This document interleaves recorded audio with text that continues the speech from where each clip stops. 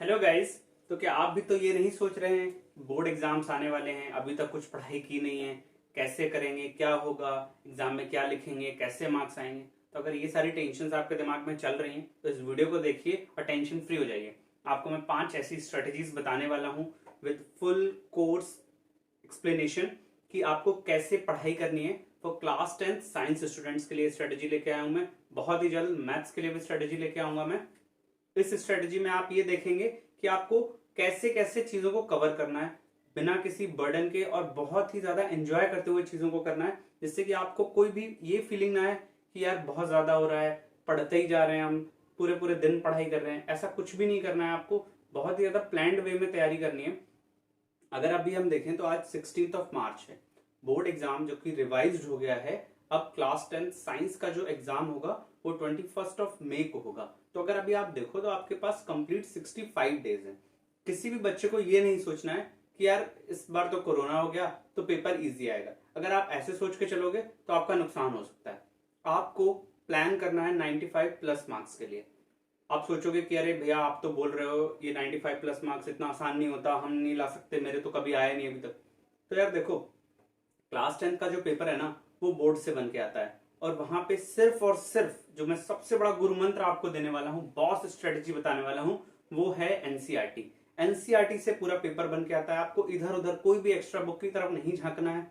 जो भी मैं अपने चैनल पे वीडियोस बनाता हूँ पूरा फुल सिलेबस में, वन शॉट वीडियोस और एनसीईआरटी क्वेश्चंस, वो सब एक एक लाइन एनसीईआरटी से होते हैं, तो आपको उनको फॉलो करना है। अगर आपने नोट्स बना रखे हैं प्रॉपर तो सिर्फ और सिर्फ नोट्स को रिवाइज करना है और अपनी पढ़ाई को प्लान्ड वे में करना है।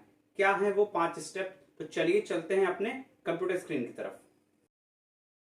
सबसे पहले हम बात कर लेते हैं कोर्स स्ट्रक्चर की। तो जो हमारा पूरा सिलेबस है वो 5 यूनिट्स में डिवाइडेड है।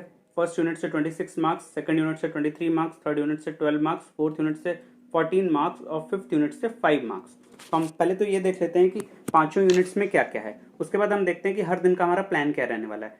पहली यूनिट में 5 चैप्टर्स हैं आपके, सेकंड यूनिट में 3 चैप्टर्स हैं, थर्ड यूनिट में 2 चैप्टर्स हैं, फोर्थ यूनिट में भी 2 चैप्टर्स हैं और फिफ्थ यूनिट में भी 1 चैप्टर है। आपको ये सारे चैप्टर्स के बारे में ऑलरेडी पता होगा। तो अगर हम काउंट करें तो 5, 3, 8 टू 10 टू 12 और 1, टोटल 13 चैप्टर्स आपके सिलेबस में है। कुछ चैप्टर्स डिलीट कर दिए गए हैं जैसे कंट्रोल एंड कोऑर्डिनेशन और मैनेजमेंट ऑफ नेचुरल रिसोर्सेज, तो उनकी तरफ आपको ध्यान बिल्कुल भी नहीं देना है। अब हम बात करते हैं कि अभी आपके बोर्ड एग्जाम में कंप्लीट 65 डेज हैं। तो अगर आप 13 चैप्टर्स में से हर चैप्टर को 2-2 दिन भी देते हैं, जिसमें से किसी किसी चैप्टर को आपको 2 दिन देने की जरूरत भी नहीं पड़ेगी, जैसे अवर एनवायरनमेंट की बात करूं अगर मैं, तो ये सिर्फ आधे दिन का ही चैप्टर है। और हेरिडिटी की बात करूं तो ये 1 दिन में ही खत्म हो जाएगा, क्योंकि इसमें बहुत ही कम सिलेबस है। केमिकल रिएक्शंस में भी बहुत ही कम सिलेबस है, तो कुछ चैप्टर्स तो आपके 1 दिन में ही खत्म हो जाएंगे। तो अगर हम मोटा मोटा बात करते हैं और हर चैप्टर को 2 दिन भी देते हैं तो हमारा सिलेबस कंप्लीट 26 डेज में खत्म हो जाएगा। अब हमें इन 2 दिनों में करना क्या क्या है वो देख लेते हैं। सबसे पहले हम देखते हैं कि मार्क्स डिस्ट्रीब्यूशन कैसे किया गया है पूरे पेपर में। तो पूरे पेपर में आपको पता है कि 4 सेक्शन है। पहला सेक्शन क्वेश्चन नंबर 1 टू 20, दूसरे सेक्शन में क्वेश्चन नंबर 21 टू 26, तीसरा सेक्शन जो कि सेक्शन सी है उसमें क्वेश्चन 27 टू 33, और सेक्शन डी में क्वेश्चन 34 टू 36। तो अगर मैं बात करता हूं सेक्शन नंबर ए की, जो कि 32 मार्क्स कवर करता है। अभी आपको मैं बताऊंगा कि 32 मार्क्स कैसे कवर करता है। तो ये देखिए, क्वेश्चन नंबर 1 टू 16 जो है वो 1 मार्क ईच है, जो कि very short answer type question है। और question number 17 to 20 4 marks each हैं। तो इसमें आपको 5 क्वेश्चन दिए जाएंगे, जिसमें से एनी 4 करने होंगे, एनी 4 आउट ऑफ 5 आपको करने होंगे। तो इस तरीके से 16 क्वेश्चन के 16 मार्क्स और 4 क्वेश्चन के 16 मार्क्स मिला के 32 मार्क्स का सेक्शन नंबर ए है।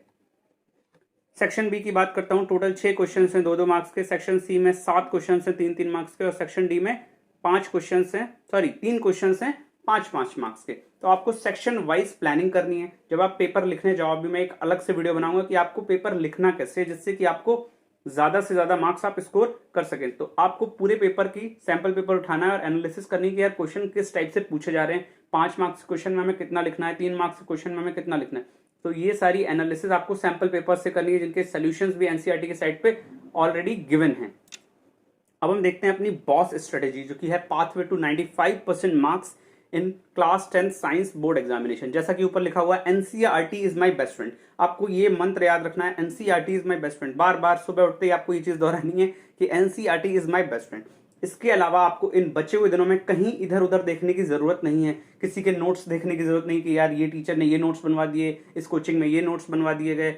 बच्चे क्या करते हैं यार, फ्रेंड से बोलते हैं भाई अपने कोचिंग के नोट्स दे, सिर्फ अपने नोट्स पे भरोसा रखना है। अब वो नोट्स आपने कहीं से भी बनाए हो, आपने मेरे चैनल से बनाए हो, आपने किसी और चैनल से बनाए हो, आपने किसी कोचिंग से बनाए हो, सिर्फ अपने हैंड रिटन नोट्स पे भरोसा करना है। वो नोट्स क्वालिटी नोट्स होने चाहिए। तो देख लेते हैं स्टेप नंबर 1 क्या है।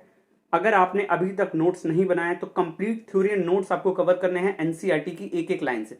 मैं अपने चैनल पे जितने भी वीडियोस कवर करता हूं उसमें एक एक लाइन एनसीईआरटी से सारे नोट्स कवर करता हूं और पूरा एक्सप्लेनेशन एनसीईआरटी के बेस पे होता है। तो आप वहां से नोट्स भी चेकआउट कर सकते हैं। नीचे लिंक डिस्क्रिप्शन बॉक्स में, अभी कुछ चैप्टर्स रह गए हैं, वो इस मंथ के एंड तक, मार्च तक सारे कंप्लीट हो जाएंगे। पूरी केमिस्ट्री और पूरी बायोलॉजी ऑलरेडी कंप्लीटेड है मेरे चैनल पे। या फिर अगर आपने कहीं और से नोट्स बना रखे हैं तो उन नोट्स की ही आपको हेल्प लेनी है। बट आपको याद क्या रखना है कि वो नोट्स सिर्फ और सिर्फ एनसीईआरटी से ही होने चाहिए, क्योंकि NCERT is my best friend. अब हम बात करेंगे स्टेप नंबर 2 में। सारे इन टेक्स्ट और एक्सरसाइज की क्वेश्चंस आपको हर चैप्टर से करने हैं, कोई भी क्वेश्चन आपको छोड़ना नहीं, क्योंकि मैं ऑलमोस्ट 7 से 8 सालों से क्लास 10 के पेपर्स को एनालाइज कर रहा हूं। हर एक क्वेश्चन इंटेक्स से होता है, या तो एक्सरसाइज से होता है, या तो 20 की किसी थ्योरी की लाइन से होता है। तो आपको इंटेक्स और एक्सरसाइज के एक भी क्वेश्चन को मिस नहीं करना है। मैं अपने चैनल पे हर एक चैप्टर के पूरे वीडियो सोल्यूशंस प्रोवाइड करता हूं क्वेश्चंस के, क्योंकि बच्चे बोलते हैं सर हमको सोल्यूशंस तो मिल जाते हैं बट कुछ चीजें हमें समझ में नहीं आती। तो एक एक चीज मैं आपके चैनल पे प्रोवाइड कर रहा हूं। अगर आपको देखना है तो नीचे लिंक्स में है सारा कुछ। एनसीईआरटी के जितने भी इंटेक्स्ट और एक्सरसाइज के क्वेश्चंस हैं उनके सॉल्यूशंस विद पीडीएफ अवेलेबल हैं, आप जाके चेकआउट कर सकते हैं।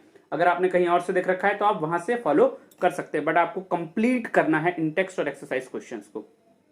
स्टेप नंबर 3 की बात करता हूं। इतना करने के बाद आपको सैंपल पेपर्स करने हैं। कोई भी आप बुक ले लो, एवरग्रीन या कोई भी बुक्स आते हैं उस वाल के, कहीं के भी सैंपल पेपर्स ले लो और आपको 10 सैंपल पेपर्स करने हैं एटलीस्ट एग्जाम से पहले, क्योंकि आपको 26 से 30 डेज में अपनी प्रिपरेशन खत्म करनी है, जो कि मैंने आपको बताया पर चैप्टर 2 डेज आपको देने हैं। उसके बाद बचेंगे आपके पास 65 में से ऑलमोस्ट 35 टू 40 डेज।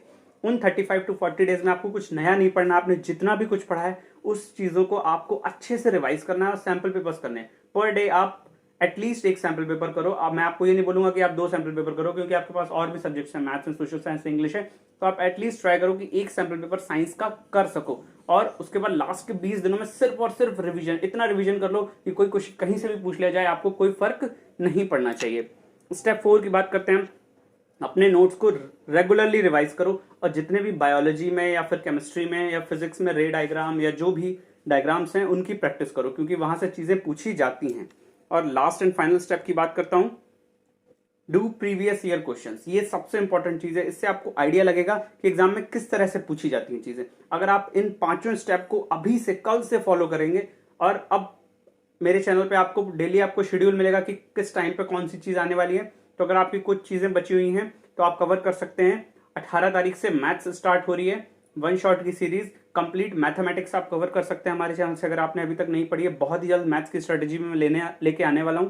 तो अगर आपको ये वीडियो अच्छा लग रहा है और अगर आपको ये स्ट्रेटेजी अच्छी लग रही है तो जल्दी से जल्दी इसको फॉलो कीजिए। वीडियो को फटाफट से लाइक कर दीजिए, चैनल को सब्सक्राइब कर दीजिए, अपने फ्रेंड्स में शेयर कर दीजिए। अपना ख्याल रखिए। All the best.